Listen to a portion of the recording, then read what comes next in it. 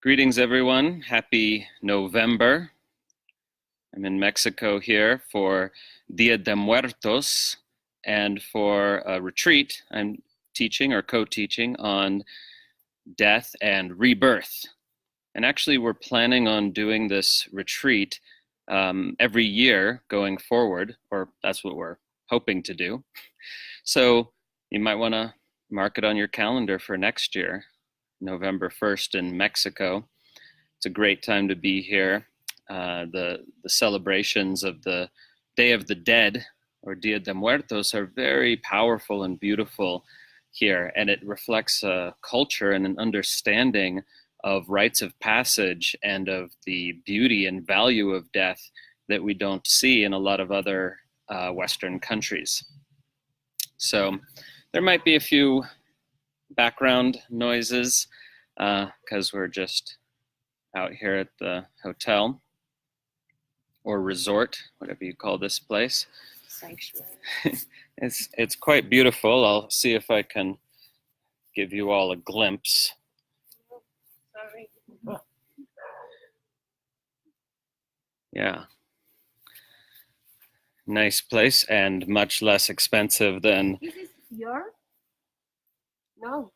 than an American resort of this size would be a lot more. Anyway, let's get to our VBT video.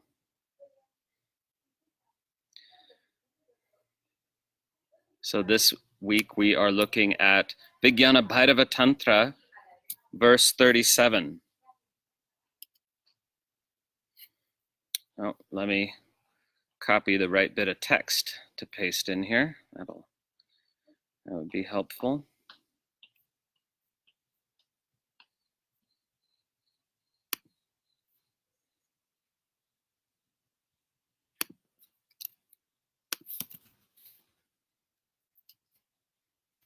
So as I mentioned, in this section of the text, we are getting into some more advanced and more subtle practices. And indeed, this particular practice that we're looking at today is sufficiently advanced and or subtle that the Sanskrit commentator Shivopadhyaya doesn't seem to have any clear idea of what's going on here or how to do the practice. So I'll comment more about that in a moment. Let's go ahead and look at the verse in Sanskrit. It's in your chat window. Dhamanta kṣobha sambhūta sūkṣma agni tilaka ākṛti bindu śikhānte hṛdaye layānte dhyāyato layaḥ. Let's do it one more time so you can chant along. Dhamanta kṣobha sambhūta sūkṣma agni tilaka ākṛti binduṃ śikhānte hṛdaye layānte dhyāyato layaḥ. Meditate on the bindu as a tilak of subtle fire produced by the inner stimulation of the radiant abode, visualizing it in the heart or just above the head. When it dissolves, there is dissolution into pure presence. So the first big question is this even a separate practice? Is this indeed its own yukti or technique, or is it rather a further comment on the technique taught in the previous verse? Hard to be sure about that. We'll circle back on that question and see if we get a clear answer to it. So the verse clearly tells us to meditate on the bindu as a tilak of subtle fire. So a tilak is an old name for this forehead mark that people use or apply in India. And the mark is at the third eye, or rather it can go, halfway up the forehead, but starts at the third eye. So if you kind of take any kind of paste or powder mixed with a little water or oil, and you start here and then go up and lift your finger off as you go up, then you get this tilak shape, which also looks quite a bit like a flame, especially because a tilak is usually red. So you get this flame-like shape on your forehead at the position of the third eye. So here we're instructed to meditate on the bindu. Now a bindu can just be a point of light that you see in meditation. A bindu is also a center of essence, meaning to say a kind of singularity within the energy body. So bindus are considered much more fundamental than chakras. So chakras are formed by a conjunction or convergence of multiple nadis, or channels of the subtle body, whereas bindus are not formed by a convergence of nadis. Rather, they are, whether your tradition or lineage teaches 1 or 2 or 3 bindus, they are fundamental essence points, for lack of a better word, within the body and within the energy body. So for example, in many lineages, we get a teaching of 3 bindus, 1 in the center of the head or at the crown of the head, 1 at the center of the central channel, so that's sort of the base of the heart region, and 1 at the position of the khanda or dantian, halfway between the navel and the genitals. So that's these 3 traditional bindus, also known as dantians in Taoism. And these are, again, essence points that correspond to different aspects of our essence nature. In the case of these 3 bindus, they correspond to awareness, energy, and embodiment in the lower bindu. So what the Buddhist tantrikas call body, speech, and mind, where mind actually corresponds to what in Shaiva Tantra is called awareness, because they're using the term mind with a sort of capital M, big mind, i.e. awareness. And speech actually corresponds to energy and the energy body. So at any rate, is this a verse about seeing or experiencing one of these bindus of essence, one of these kind of focal points of your essence nature, an awareness focal point or an energy focal point, or a focal point of your sense of being embodied? We don't know exactly what the author of the verse had in mind, but that's one possibility. Or are we just invited to have a kind of visionary experience of a point of light as described in the previous verse? Well, the commentator certainly thinks it's about seeing actual light. And I disagree with the commentator here, because he says that you should press firmly on your eyes until the bindu appears. But if you read the whole paragraph of his commentary on this verse, it just doesn't give one confidence. It does seem a bit like he's grasping at straws here, and for that matter in the previous verse. Let's remember that this commentator, Shivopadhyaya, wrote his Sanskrit commentary in about the 17th century, 1,000 years or almost 1,000 years after the composition of the VBT. So sometimes he's not sure what's going on, and he has to wing it. And, it's just a convention of Sanskrit writers that they never, ever will write the words, "I don't know." That's not allowed. So he's got to just sort of wing it and hazard his best guess. Okay. And so in this case, I don't think his guess is accurate. I don't think the author wants us to press hard on our eyes until we see a point of light. And indeed, what happens if you do press hard on your eyes is you see all kinds of light, not a single focal point of light in an otherwise relatively dark area. So it doesn't seem to work very well. But there's another reason to disagree with the commentator, which is we see the word dhāmā in the verse, or dhamma, same word, which means radiant abode. Dhamma can mean light, or it can mean a home or an abode. Okay, so the commentator's taking it in the sense of light, believing we're supposed to, create this light in the eyes. But dhamma is very commonly used in tantric sources to mean the central channel.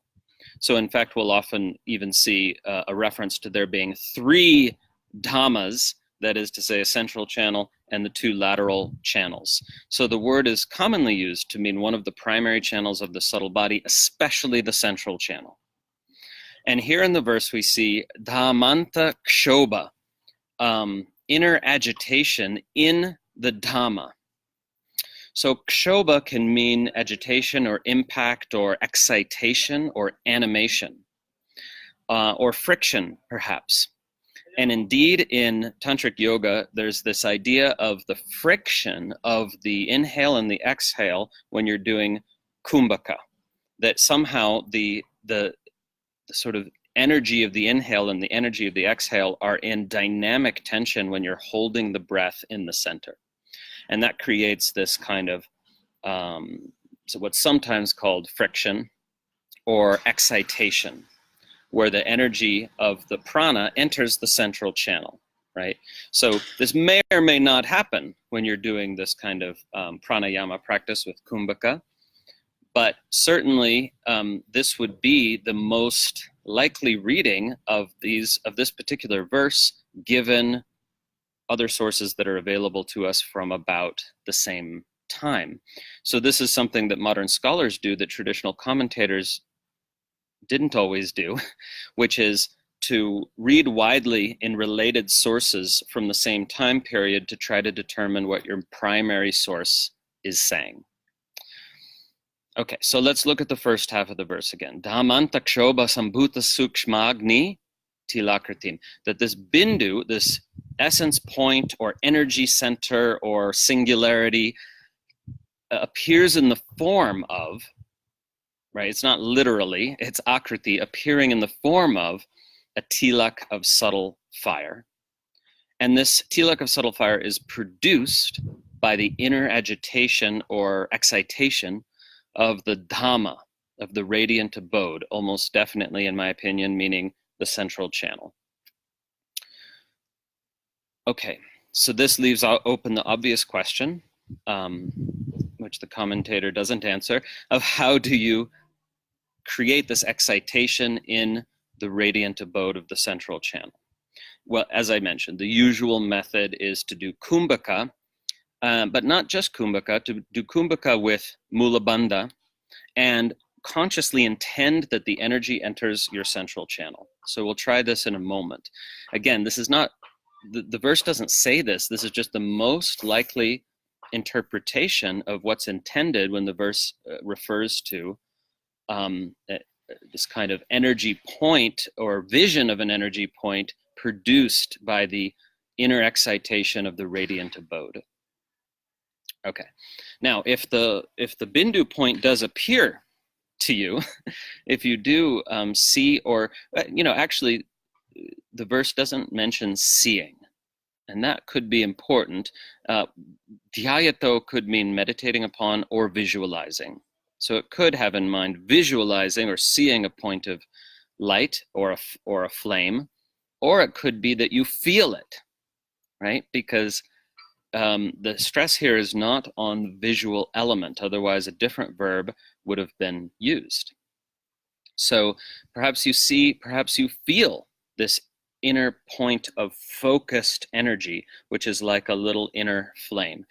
And the verse says that we will see or feel this either in the heart or at the extremity of the top knot.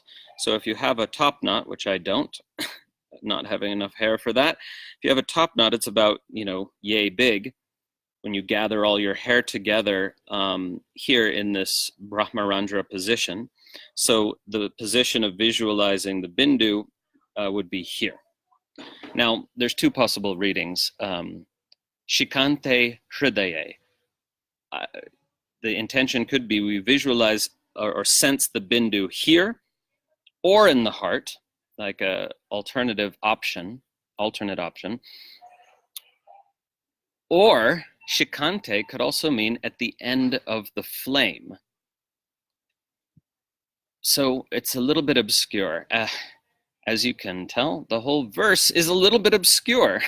And what I do when the verse is obscure is I try to invite you into the process of decoding it. Because I don't like it when scholars, whether practitioners or not, kind of conceal that process from the student and just simply present whatever they've decided the verse means as a fait accompli. Here's what it means. Now get it. Because with verses like this, there's just ambiguity. We just can't be sure. I mean, it doesn't matter how good your Sanskrit is. You can't be sure which meaning is intended here. So I invite you into the process of decoding it. So śikhānte hṛdaye could be giving two options, in the heart or at the extremity of the top knot. Or it could be saying, because shikha can mean top knot, but it can also mean flame or the edge of a sword. That's a less common meaning. But it could be saying here that the bindu actually appears at the tip, or the bindu is the tip of the subtle flame in the heart, right? So then we would have not two options, but just one. It's in the heart. There's a subtle flame. You'll feel it when the inner radiant abode is activated. And you focus on the tip of that flame in the heart.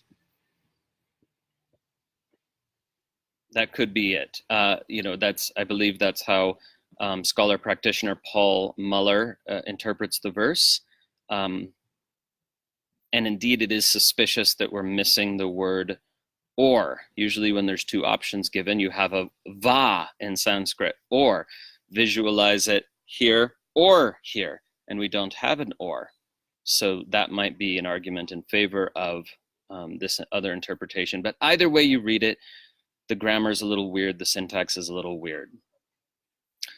Okay, so let's see if we can simplify everything that I've said here. So if we're just going with the most likely interpretation, then the simplification would go like this. We create an activation or excitation of the central channel, probably through breath and focused attention and mula bandha. And then once that central channel is activated, then we can see or feel or sense this bindu, this point of energetic focus in the heart, and it takes the form of this tilak of subtle fire, right? This flame, and then we focus on the tip of that flame, and then it will dissolve. So let's look at the very, very end of the verse, which we mentioned a long time ago at the beginning of the video. Layānte, layaḥ. At the end of its dissolution, or when it dissolves, there is a perfect dissolution into pure presence. So layānte, layaḥ. When the bindu dissolves, whether as a visionary experience or as a felt sense, then there's going to be this opportunity to simply experience total dissolution of the sense of separate self. So layaḥ as a word by itself means this dissolution of the sense of separate self, this dissolution of me-ness. And there's simply pure presence, which doesn't have a me quality to it, doesn't have an I quality, like I'm experiencing pure presence. That's not there if it's real laya, real dissolution. There's just this kind of dissolution of the ordinary kind of thinking mind and sense of self into this state of pure presence. Okay, so that the fact that the practice culminates in that is itself an indicator that this should be considered an advanced practice. Okay, any questions before we give it a try? Or give some version of it a try?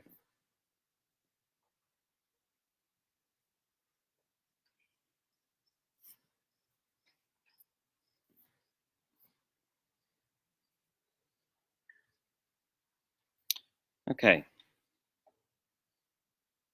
So with all practices involving the central channel, you need to sit up straight. With all practices not involving the central channel, you don't need to sit up straight. So, you know, the yogic posture needed is relevant to the practice, you know. So sitting straight and tall, letting the sit bones sink down, letting the crown of the head rise up. Hopefully you have some sense of your three basic channels. The central channel running from the pelvic floor to the crown of the head. The right channel running from the right nostril to the bridge of the nose and then down to the base. Of course, you can visualize the lateral channels as crisscrossing in a caduceus type formation, but that's too complicated for most practices. Instead, we just imagine the side channels as bow-shaped, staying on each on their respective side, and that is also a traditional way to visualize the side channels as chapas or bows.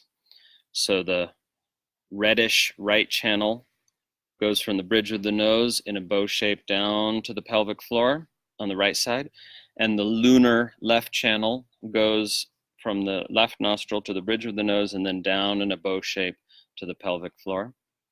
And when you inhale, you are taking the prana shakti down both side channels, all the way down to the base, down to the pelvic floor.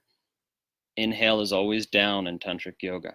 Inhaling through both side channels down to the pelvic floor. And then when the energy gets down there, you're going to do mula bandha, a toning of the pelvic floor, holding the breath, intentionally leading the energy into the central channel. So it goes into the central channel. And you may or may not feel that in a kind of palpable, visceral way. In time, you will feel it in a palpable, visceral way, or the practice isn't working yet. So let's try that now. Inhaling down both side channels, all the way down to the pelvic floor. Mula bandha, lead the energy into the central channel. And we'll do several rounds of breath like that. When you exhale, keep the mula bandha, keep the toning in the pelvic floor so you don't lose any energy. And then again.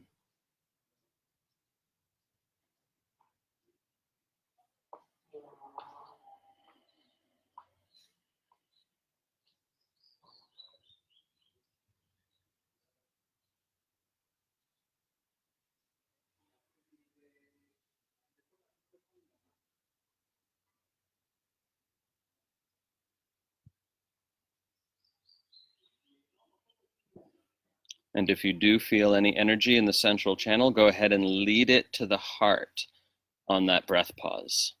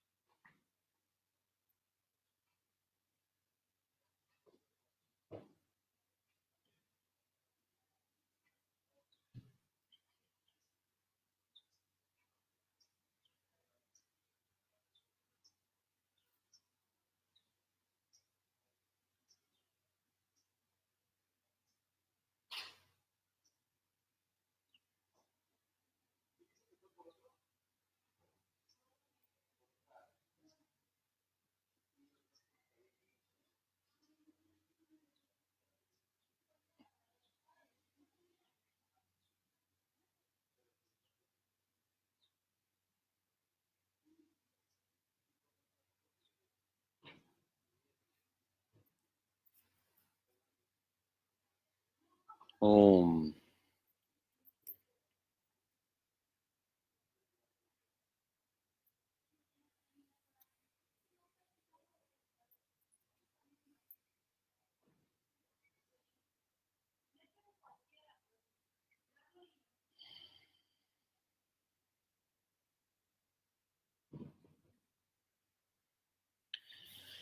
So you would basically keep doing that practice of leading energy into the central channel until the central channel activates in such a way that you experience this focal point of energy at the heart.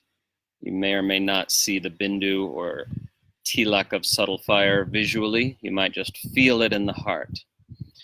So if you lead energy into the central channel and then lead it to the heart and then focus it at the heart, it's actually, in the course of, say, a few weeks of practicing this every day, it's relatively easy to experience this intensification, this heat, light, intensity in this region of the heart, right behind the sternum usually. So if that happens, then you're going to focus on the sort of tip of that inner flame and then allow it to dissolve in its own time and then repose in pure presence.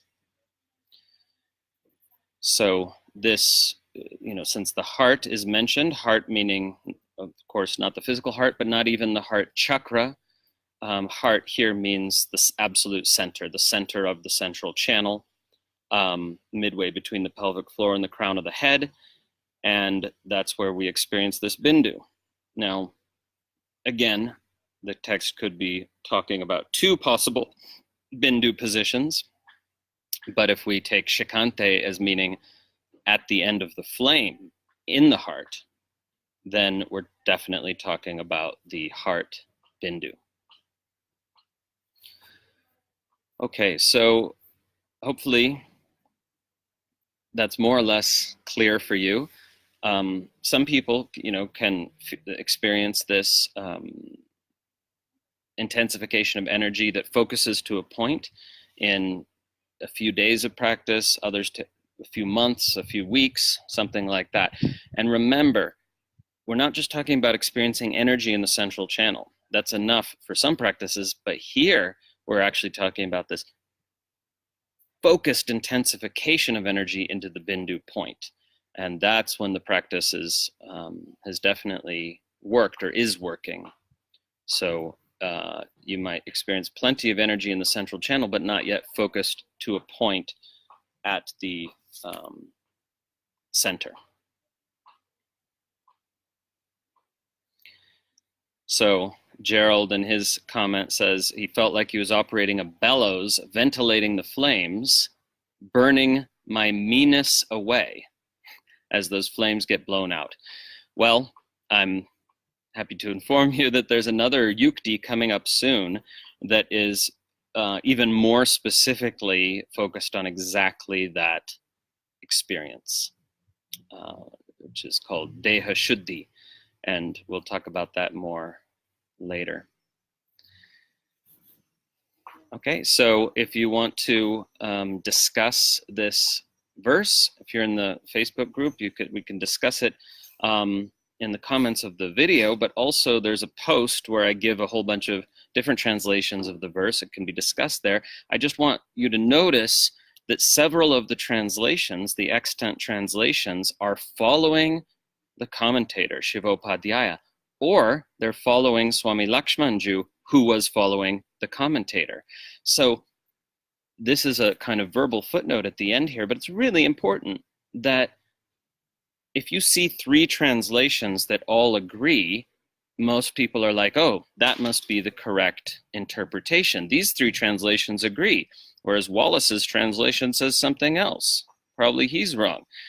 Well, of course, I could be wrong, but you're missing vital information when you are seeing that, which is that those three translators are all following a single source, which is the commentator or Lakshmanju, which doesn't make a difference because Lakshmanju followed, on this verse anyway, Lakshmanju followed the commentary exactly. And he talked about this, pressing on the eyes thing. which I think is not intended by the author of the Vijñāna-bhairava-tantra, who's always interested in very subtle practices. I mean, occasionally not, but not gross practices like pressing on your eyes to see some light. So anyway, that's my view, but just be aware that when you see multiple sources agreeing, that's not because they independently arrived at the same conclusion. It's often because those sources are following a single source in its interpretation, in this case, Shivopadhyaya. Okay, nice to be with you all. And I've got 3 students here for the retreat who I haven't met before in person. So we're all sending you love and good wishes and blessings and beautiful tropical Mexico sunshine energy, and hope to see you here in virtual space, or preferably in person at one time or another, or in the eternal now, which is the only time that exists. Om.